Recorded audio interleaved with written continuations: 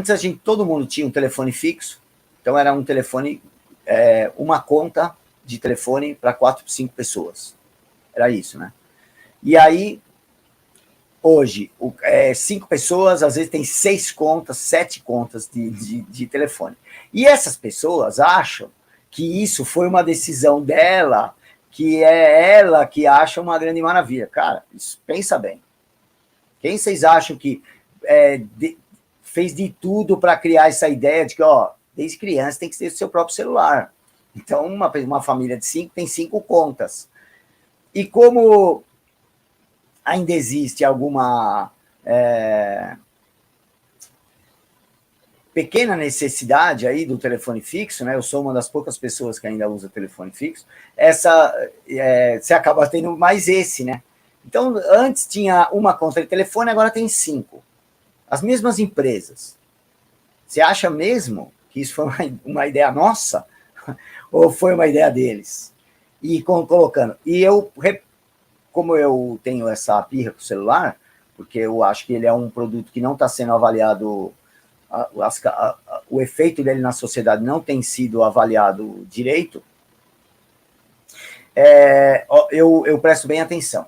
Começa nos anos 90, uma coisa, assim, o começo dos anos 2000, final dos anos 90, começo dos anos 2000, os filmes, ninguém mais começa a atender telefone fixo. Depois de 2000 e pouco, então, aí acabou, né? Acabou esse negócio de telefone fixo. Você não vê mais telefone fixo em filme mesmo, e naquela época ainda era o mais usado. Só que, o que eles põem lá? Olha, o mundo mágico aqui do cinema e da televisão é todo mundo com seu celular. Se concretizou. Foi um trabalho de persuasão muito bem feito. Tudo que muda dessa maneira, assim, de forma muito rápida na sociedade, pode ser analisado assim. Foi uma decisão nossa ou foi deles? Né?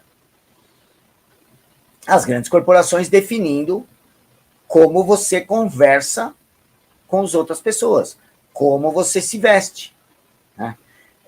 Como você faz compra, como você paga, né? Tem negócio de pagamento. É mais fácil? Eu não estou entrando no mérito de cada um. Eu sei que vai ter gente que vai falar assim, mas eu gosto do celular, o smartphone trouxe um monte de funcionalidade. Eu não estou entrando nesse mérito. Eu só estou dizendo que isso teve uma influência de persuasão que a gente não percebeu. Em tudo. Na moda, eu até já desclassifico mesmo, porque não melhorou em nada a nossa vida isso daí. O celular pode ter melhorado algumas coisas, trouxe alguns benefícios. Agora, todo mundo se vestir igual é o quê? Né?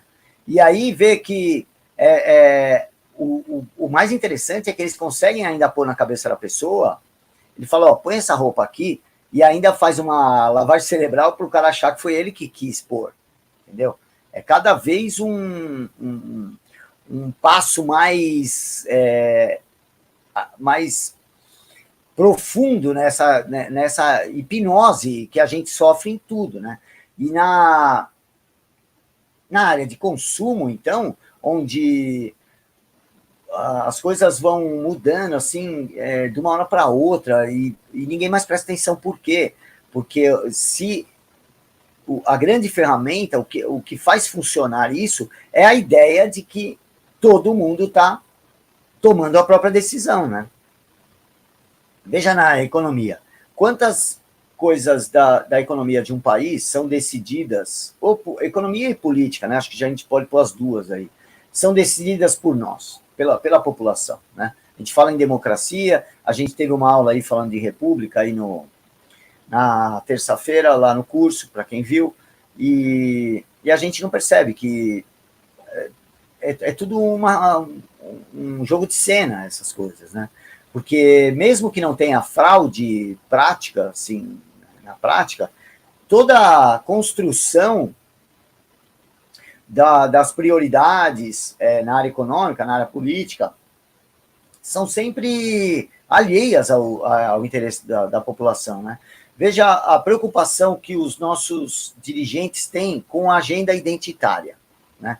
que por uma grande coincidência é a mesma agenda das grandes corporações e dos grandes institutos internacionalistas, aí da ideia cosmopolita, né? Veja, o povo tá querendo uma coisa, os caras nem estão nem aí com isso daí.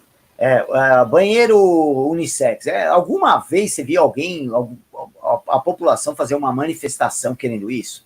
Ou mesmo, olha, meu grande problema é porque eu precisava... Não, ninguém teve. O que eles só precisam? De um grupinho de militantes para que não pareça que foi a grande corporação que impôs. Então fica parecendo que foram aqueles militantes lá, que a grande empresa cedeu porque as pessoas querem. Não, muito pelo contrário. É uma inversão de causa e consequência aí, né?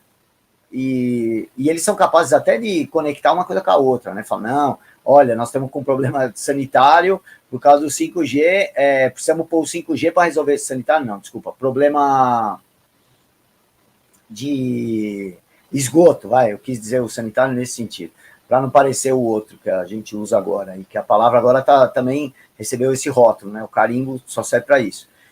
E aí você fala, meu, por que eles têm tanto interesse? E aí eles vão até falar, a gente tem problema de saneamento básico por causa do 5G? Não, porque não temos 5G ou porque não temos Banco Central independente. Então essa pressa nessas coisas é o que denuncia esse tipo de iniciativa que tenta controlar a nossa vida, né? Então a gente tem até criação de líderes, né? Você veja líderes, eu estou falando lideranças, não apenas no sentido político partidário, mas no sentido geral da sociedade.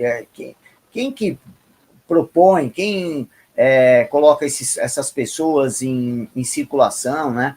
Eu fico pensando assim, um cara como Guilherme Boulos, por exemplo, ele não tem nenhuma história de ter vivência dentro daquele movimento, que logo ele começa a controlar, assim, a mídia trata o cara como se ele fosse um gênio, um cara, um representativo de toda uma população. O cara nunca foi sem teto, nunca foi nada disso, como quase todos os líderes comunistas, nunca foram proletários, né? Você vê, Lenin, Trotsky, esses caras eram tudo intelectual e se diziam líderes dos proletários. Como que isso... Alguém, entendeu? Alguém, né? Trabalhou para construir esses sim, na verdade, mitos mesmo, né? Agora, tudo que a gente fala, a gente tem que tomar cuidados para não ser interpretado errado, porque estão criando rótulo em tudo quanto é lugar, né? Então, as palavras estão tendo outro significado, né? Então, por isso que eu me preocupo tanto com isso, com essa questão de definição dos conceitos, tal, para a gente não se perder. E para a gente também não ser facilmente influenciável por todo esse discurso que começa-se a criar termos, né? Ficam cada vez mais comuns, né? Acho que é espontâneo, todo mundo usa esses termos assim, que nem agora, mal súbito, né? Virou uma coisa... Pega o jornal, dá para fazer isso no Google facilmente. Pega os jornais, as notícias, antes de 2019, e veja quantas vezes entra essa palavra em circulação, essa expressão. E agora, tá em todo lugar, né? Por quê? Eu não acredito que essas coisas são muito coincidentes. Eu sei que vai ter gente que vai falar, o Alexandre é muito paranoico. Tá? Eu sou mesmo. Mas o fato de eu ser paranoico não significa que eles estão lá fora mesmo me observando, né? Essa frase é antiga. Então, e as coisas que controlam a nossa vida em todos os aspectos. Pensa no entretenimento, né? Será que qual é o percentual de escolha das pessoas na música, por exemplo? Qual o percentual, né? Você vê que até aquilo que é visto... Opa, 815 pessoas, obrigado. Até aquilo que é visto como contracultura foi criado, né?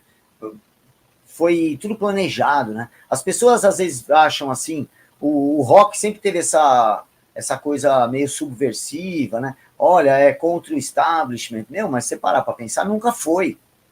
Nunca foi, né? Porque quem que lança os grandes iniciadores do rock and roll aí no mundo, né? Warner, WA, essas grandes gravadoras ligadas aos estúdios de cinema, às redes de TV, né? Tem, aí você vai ver, ou é da Disney, ou é da Warner, ou é do grupo CBS, da BBC. Então, é sempre esses grandes grupos que estão controlando isso, né?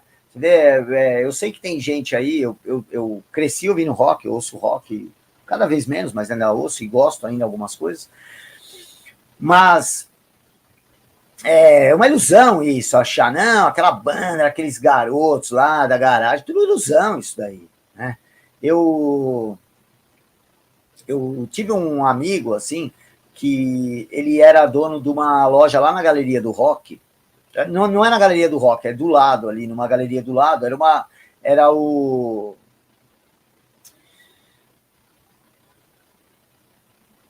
Johnny, acho que era o nome dele, acho que era Johnny, que o pessoal chamava ele por causa do Johnny B. Good, né? Por causa ele tinha uma loja de reggae. Ele já faleceu, esse cara, ele morava aqui no Tatuapé. E ele tinha trabalhado, ele falava Warner, né? Ele já era um senhor já, e ele tinha trabalhado bem no começo, assim, das grandes gravadoras. E ele fala até como é que começou o Jabá, como é que começou. Mas ele sempre teve essa visão. Que as pessoas falavam, não, do Led Zeppelin, uma vez ele fala, cara, o Led Zeppelin foi lançado pela Warner. Ele falava, era a Warner, né, que era uma das subsidiárias desse grande grupo que lançou. Então ele sempre falava, não tem isso daí, né? E ele depois foi ter loja de reggae por uma questão de mercado mesmo. Ele percebeu que não existia nenhuma loja dessa lá e ele montou e se transformou na principal loja de reggae do Brasil. Quem lembra dessa loja que tinha lá numa galeria, ao lado da Galeria do Rock, ali na 24 de maio, vai lembrar desse cara. Todos os grandes artistas de reggae que vinham para o Brasil iam lá na loja dele, Jimmy Cliff, os caras do The Wailers, todos esses grandes nomes do reggae viviam, ele conhecia esses caras, né? E aí foi tudo, até a escolha do entretenimento foi sempre controlada, a gente não tomou decisões assim, porque imagina o número de artistas que não tiveram espaço, né, num mercado tão com tantos monopólios como é o mercado da comunicação, das rádios e das gravadoras, que sempre esteve em plena sintonia, assim, né? Eu já contei no meu livro a história do Christopher Cross, né, que era um dos grandes artistas aí, e ele foi simplesmente descartado porque ele não preenchia os padrões visuais da MTV. E de lá para cá ninguém mais falou no cara, um cara que era multi-instrumentista, respeitado por vários artistas de vários estilos, e ele simplesmente, o cara era um gordinho lá, barrigudo, e que não ficava fazendo caras e bocas, e tocava com a guitarra meio no alto, mas ninguém entrou no mérito, o cara simplesmente foi descartado, um cara que já tinha sido um dos maiores vendedores de disco da época, foi descartado. Então, quer dizer, além de já ter lá atrás já esse controle só foi aumentando. E aí hoje a gente chegou a um ponto que quem define o que você deve ver primeiro são as plataformas e os seus algoritmos, porque são elas que definem o que as pessoas veem, porque as pessoas não ficam procurando tanto